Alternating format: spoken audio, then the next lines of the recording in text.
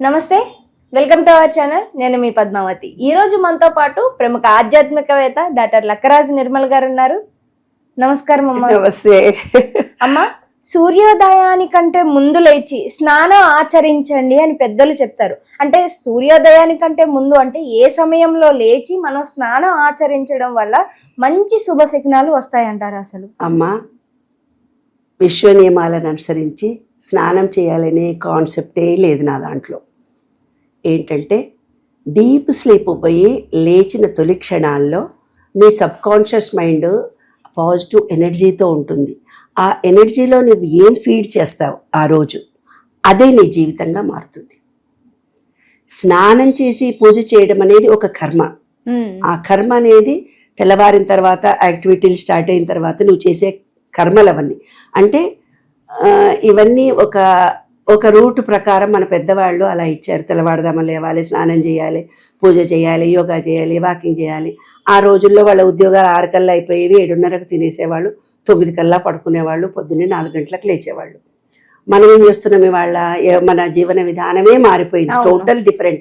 రాత్రి 11, 12 వరకు ప్రపంచమంతా లేచే ఉంటుంది, ఏ 1 గంటకో పడుకుంటున్నారు. అలాంటప్పుడు 6, 7, 8 గంటలకు కానీ లేవలేని పరిస్థితి. అంటే శారీరకంగా అలసిపోయినప్పుడు మీరు తొందరగా లేవండి అంటే లేస్తారు పాపం, ఏదో కోరికలు ఉంటాయి కాబట్టి తెల్లవారుదామని లేద్దామని ఆ 1 గంటకు పడుకున్నా 3 గంటలకు 4 గంటలకు లేచి గబగబా స్నానం చేసి ఒక ఆమె చెప్తుంది, నేను 4, 3:30కు లేస్తున్నానండి, నాకు చేత కావటం లేదండి, పిల్లలకు వంట చేసి పెట్టేసరికి ఇరిటేట్ అయిపోతున్నానండి, ఎవరో చెప్పారండి నాకు తెల్లవారుదామనే లేవమని. ఎవరు చెప్పాడు? ఇంకమ్మా, నువ్వు మెడిటేషన్ చేసుకో, పడుకో, తెల్లవారినాక లేవు, నీ డ్యూటీలు అన్నీ కంప్లీట్ చేసుకున్నాక స్నానం చేయి, స్నానం చేసిన తర్వాత నువ్వు దేవుడి గదిలోకి వెళ్ళి శుభ్రం చేసుకొని పూజ చేయి. ఎవరు వద్దన్నారు? దేవుడు అనేవాడు కోరికలు ఇచ్చేది నీ సబ్కాన్షియస్ మైండ్. ఎప్పుడైనా డీప్ స్లీప్ పోయి ఎప్పుడు మెలకు వస్తుందో అప్పుడే మీ బెడ్ మీద కూర్చొని ఫస్ట్ థాట్, ఉద్యోగం లేదు, ఉద్యోగం కావాలని, మీకు కష్టాలు ఉన్నాయి, నేను వాళ్ళ ఈ పరిస్థితి నుంచి బయటపడ్డాను, ఎవరెవరైతే మమ్మల్ని వాళ్ళ దాకా కష్టపెట్టారో వాళ్ళందరికీ థ్యాంక్ యూ కృతజ్ఞతా భావాన్ని వెలిబుచ్చాలి ఫస్ట్ థాట్. ఎవరైనా నిన్ను రోడ్డు మీదకి ఈడ్చి కొట్టారో, తిట్టారో, అవమానించారు, భర్త వదిలిపెట్టాడు ఒక అమ్మాయిని, అలాంటి అమ్మాయి అతన్ని పిలుచుకొని వచ్చి థ్యాంక్ యూ నాలో అహంకారం పోయింది, బాస్ నువ్వు నన్ను అందరి ఎదురుగా తిట్టావు, ఉద్యోగం వదిలిపోయిన, ఇవాళ నాకు చాలా జ్ఞానోదయం కలిగింది, అరే పార్ట్నర్ నువ్వు నన్ను మోసం చేసావు, ఇవాళ నాలో ఈగో పోయిందిరా, ఎలా ఉండాలో నేను తెలుసుకున్నాను, థ్యాంక్ యూ వెరీ మచ్. ఆరోగ్యం బాగాలేదు, ఎవరికో నేను శారీరకంగా ఇబ్బంది కలిగించాను, ఇవాళ దాకా నేను అనారోగ్యంతో బాధపడ్డాను, థ్యాంక్ యూ వెరీ మచ్. ఎవరినో మనసు కష్టపెట్టాను, ఇవాళ నేను మనసు కష్టపడుతున్నాను, థ్యాంక్ యూ సారీరా అనుకోవాలి. ఎవరినో మాట ద్వారా వీళ్ళ మాటలు వాళ్లకు అబద్ధాలన్నీ చెప్పి బతికాను, ఇవాళ నాలో పరివర్తన కలిగింది, థ్యాంక్ యూ. ఎవరైతే మిమ్మల్ని అసహించుకున్నారో మీరు ఇవాళ పడుతున్న ప్రస్తుత స్థితిని డీప్ స్లీప్ ద్వారా లేచి మీ బెడ్ మీదనే కూర్చొని ఇలాంటి స్వచ్ఛమైన మాటలు, నాలో పరివర్తన కలిగింది, హృదయ సమర్పణగా నేను దీన్ని యాక్సెప్ట్ చేస్తున్నాను, ఇవాళటి నుంచి నాకు కొత్త జీవితము, నాకు అందరూ సపోర్ట్ చేస్తున్నారు, ఈ విశ్వం నుంచి నేను అనుకున్న కోరికల కంటే ఎక్కువ స్వాధీనం ఎక్కువ నేను పొందుతున్నాను, ఎక్కువ ఐశ్వర్యాన్ని పొందాను, ఎక్కువ ఆరోగ్యాన్ని పొందాను, అందరితో నా సంబంధ బాంధవ్యాలు బాగున్నాయి, నా విద్యుక్త ధర్మాన్ని నేను కరెక్ట్గా చేస్తున్నాను, దానికి తగినటువంటి పరిహారాన్ని నేను పొందుతున్నాను, ఐఆమ్ హ్యాపీ అనుకోవాలి. ఇది ముఖ్యం. కానీ స్నానం చేసినావా, అడ్డం పెట్టినావా దీపము, దేవుడి గది గడిగావా అనేది కాదమ్మా. శుభ్రత, మనసు శుభ్రత, మాట శుభ్రత, మన విద్యుక్త ధర్మం శుభ్రతగా చేయడము, మనం ఒకళ్ళ అబద్ధాలు చెప్పకపోవడము, వీళ్ళింటి విషయాలు వాళ్ళింటి విషయాలు వీళ్ళింట్లో గొడవలు పెట్టకుండా ఉండటము, ఈ డబ్బు మనం ఇల్లీగల్గా ఎలా సంపాదించామో అలా పోతుంది. నీవు ధర్మంతో, నాకు ఒక పని మనిషి ఉండేది, ఆ పని మనిషి ఏం చేసేది, పని చేసేది, మంచిగా చేసేది, ఫస్ట్ 3,000 రూపాయలకు, అప్పుడు ఇంకో 4 ఇళ్ళు పట్టుకున్న తర్వాత ఇల్లు ఉడవడంలో 10%, ఎందుకంటే శారీరకంగా మనిషి ఎంత పని చేయాలో అంతే చేస్తారు. 4 ఇళ్లలో 2 ఇళ్లలో 3 ఇళ్లలో పని చేయగలిగింది, 7 ఇండ్లు 8 ఇండ్లు పట్టుకున్నది. ఎలా పని చేస్తుంటాను, ఫిజికల్గా ఎంత చేయాలో అంతే చేస్తుంది. అమ్మ నేను నెలకు 12,000 20,000 సంపాది, వద్దే, అధర్మంగా నువ్వు సంపాదిస్తున్నట్టు లెక్కమ్మ. ఉన్న దాంట్లో సంపాదనలో నీకు వచ్చింది బాగా ఖర్చు అవుతుందంటే వినలేదు. కొన్నాళ్లకు నాకు వచ్చి చెప్పింది, మంచిగా 10,000 20,000. మోడీకి యాక్సిడెంట్ అయింది, పడిపోయాడు, తర్వాత కొడుకు మెంటల్ అయిపోయాడు ఎందుకో ఏదో కారణంతో, ఇది సంపాదించే సంపాదన మొత్తం పోయింది, మళ్ళీ 4 ఇండ్లలో పనిచేస్తే వచ్చే జీతంతో కాదు, ఈమెనే కష్టపడి జీవితం అంతా వాళ్ళని పోషించాల్సి వచ్చింది. అదే ఆమెకున్న ఆ 5 ఏళ్లలో 3 ఏళ్లలో తను చేసే పనిని 2 ఇండ్లలోనే చేసి నా సంపాదన ఇంతే ఉందని ధర్మంగా బ్రతుకుంటే ఇన్ని కష్టాలు వచ్చిండేవి కాదు కదా. అంటే మనం ఇల్లీగల్గా ఎలా డబ్బు సంపాదిస్తున్నామో అలాగే మనల్ని మోసం చేసేవాళ్ళు వచ్చి ఇవాళ నాకు వ్యాపారం చేసిన వాళ్ళు మేము ఎంతో కష్టపడ్డాం మేడం, మాకు ఇవాళ కష్టాలు వచ్చాయి అంటున్నారు. కాదు, వాళ్ళు ఎవరినో మోసం చేసి సంపాదించిన సంపాదనతో ఉన్నారు కాబట్టి ఇవాళ జరిగింది. ఎక్సెప్షన్ చేయాలి. ఈ జన్మలోనో పూర్వజన్మలోనో పూర్వీకుల ఆస్తిని వాళ్ళు అనుభవిస్తున్నందువలన ఒక స్త్రీని ఎప్పుడైతే బాధ పెడతారో వాళ్ళ కూతుర్లు డైవర్స్తో బాధపడుతూ ఉంటారు. ఎప్పుడైతే ఒక స్త్రీలకు పెళ్ళిళ్ళు కాకుండా తొండి మాటలు చెప్తుంటారో, తండ్రులని బాగా ఇబ్బంది కలిగిస్తారో, పిల్లలకు పెళ్ళిళ్ళు కారు.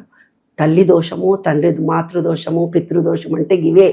ఒకళ్ళని చెడగొట్టాము మేము అనుకుంటారు. ఇప్పుడు నేను కొన్ని సందర్భాల్లో కొంతమంది ఇప్పుడు ఫోన్ చేస్తున్నాను, మాకు రియల్ ఎస్టేట్ వ్యాపారం పలగటం లేదు, ఫలానా చోటుకి వెళ్ళి నేను ఇల్లు కొనుక్కుంటానని అక్కడ ఉండే రియల్ ఎస్టేట్ వాడిని అడుగుతాను. వాడు చెప్తా అంతే దొంగ మాటలమ్మా, వాడి అవసరం లేదు, ఈడ ఇంకా షీప్ వస్తాయి, ఈడ తీసుకో, నా దగ్గర తీసుకో, నేను చూపిస్తా కదా.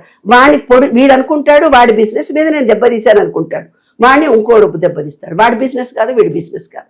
అంటే నేను చెడగొడుతున్నాను, నీ మీద నేనేదో గొప్ప చెప్తున్నాను, నీ జీవితంలో నేను గెలిచాను అని నీ ఈగోతో నీ మీద డామినేషన్ చేస్తూ ఇలా వ్యవహారం నడిపే వాళ్ళు జీవితం మొత్తం బాధపడుతూనే ఉంటారు. కాబట్టి మనకిచ్చిన మాటను మంచి మాట పలకడానికి, మనం చూస్తున్నటువంటి దాంట్లో మనిషిలో మంచిని చూడటానికి, మనకు శరీరం వచ్చింది మన విద్యుక్త ధర్మాలను నెరవేర్చడానికి, ఈ విశ్వానికి ఏది నువ్వు చేస్తున్నావో రికార్డ్ అయిపోతుంది. రికార్డ్ అయిపోవడం అంటే నీ మనసుతో, నీ అంతరాత్మకు తెలియక కదా నువ్వు చేసేది, పాపమా పుణ్యమా అంటాం. కాబట్టి ఇక్కడ ఉండే చిప్పు చిత్రంగా గుప్తంగా రికార్డ్ చేసే చిన్న చిప్పు. కాబట్టి ICU అంటుంది అని రాశాను నేను ఒక చోట. కాబట్టి ప్రతిదీ ICUలోనే ఉన్నప్పుడు కూడా ICU అంటే నేను ఎన్ని చూశాను రా వెధవా, నీవు అనుభవించని అర్థం. కాబట్టి కష్టాలు, కన్నీళ్లు, బాధలు ఉన్నోళ్ళు మీరు చేసినవే మీరు అనుభవిస్తున్నారు. ఇది సత్యము. నిర్మలా మేడం ఎంత చెప్తే కఠినంగా ఉండొచ్చు, కానీ అది వాస్తవం.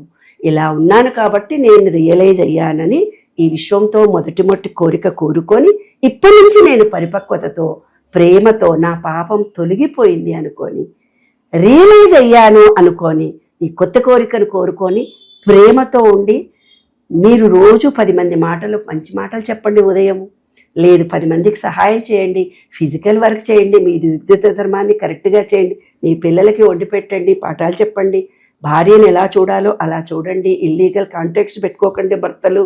భార్యలారా మీరు కూడా మీ విద్యుత్ ధర్మాన్ని చేయండి, హ్యాపీగా ఉండండి, అదే జీవితం.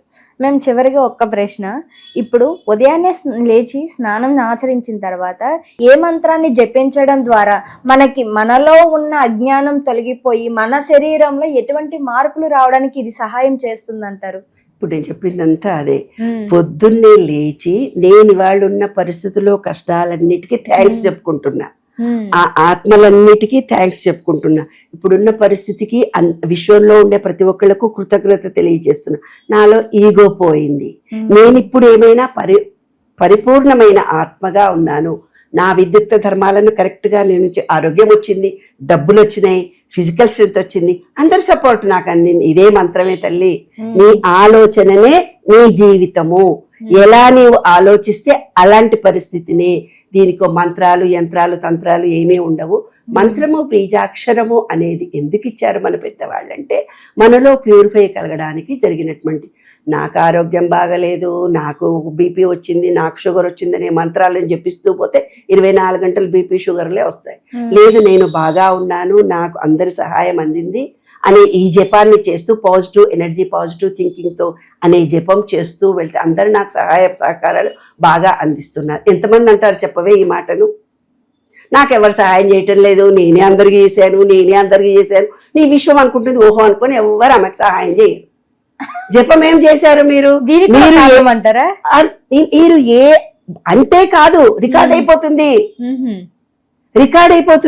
ఒక ఆమె కూరగాయలు కొనుక్కుంటందుకు వెళ్ళినప్పుడు 10 రూపాయలు తక్కువ చేసి రాదు, కొంచెం తక్కువ చేయరా. చీరల షాపింగ్ పోయింది, 2 రూపాయలు తక్కువ 200 తక్కువ చేసి రాదు, బేరం చేసింది. ఇంకో ఇంటికి వెళ్ళింది, ఇంకొంచెం తక్కువ చేసి. ఆహా, ఆ విషయం అనుకుందనమాట. అన్ని జీవితంలో ఆమెకు తక్కువనే వస్తాయి. నీ తలరాత ఎవరు రాశారు? బ్రహ్మ ముహూర్తంలో ఏం రాసుకున్నావు? తక్కువ కావాలని అనుకున్నావు, అయిపోయి నీకు అన్ని తక్కువనే వస్తాయి. నీకున్నటువంటి దాంట్లో నువ్వు ఎక్కువ ఇవ్వాలి. నీకు వచ్చిన దాంట్లో 10 రూపాయలు ఎక్కువ ఇవ్వగలిగే స్థితిలో నేనున్నాను, అన్నదాన్ని అన్నట్టుగా ఇవ్వగలుగుతున్నాననే మెచ్యూరిటీ నీలో పెరిగితే నువ్వు ఎదుగుతావు. నువ్వు ఏడున్నావు, గానే ఉంటావు. జ్ఞానం అంటే ఇదే, ఫస్ట్ థాట్ అంటే ఇదే, జపం అంటే ఇదే. పాజిటివ్ ఎనర్జీ విశ్వంలో పోతుంది, మనలో ఉండే పాజిటివ్ ఎనర్జీ లెవెల్స్ని పెంచుకోవాలి. శరీరముకు కావలసిన ఎనర్జీ పెంచుకుంటేనే ఇంత అంటున్నా, మరి డబ్బు అనేది ఇంకా ఎనర్జీ కదా, ఇంకా ఇంత దానం చేయాలి. నువ్వు మజ్జిగ పంచాలి, పెరుగును పంచాలి, అన్నదానాలు చేయాలి. నువ్వు చేసింది కోట్ల పాపము.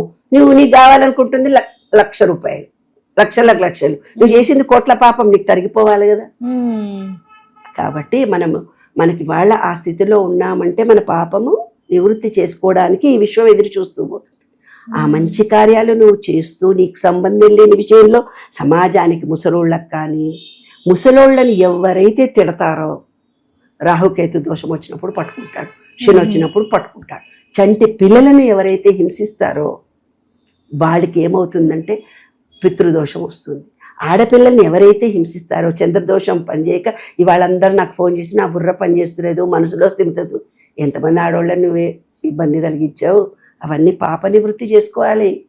ఇదంటే తల్లి, ఈ సహస్రారం అంటే తండ్రి, ఏమ్మా ఇది అంటే గురువు, ఇది అంటే బుద్ధి సరిగ్గా పనిచేయట్లేదంటే ప్రేమ లేనట్టు. అలా ఒక్కొక్కటి చాలా శాస్త్రం.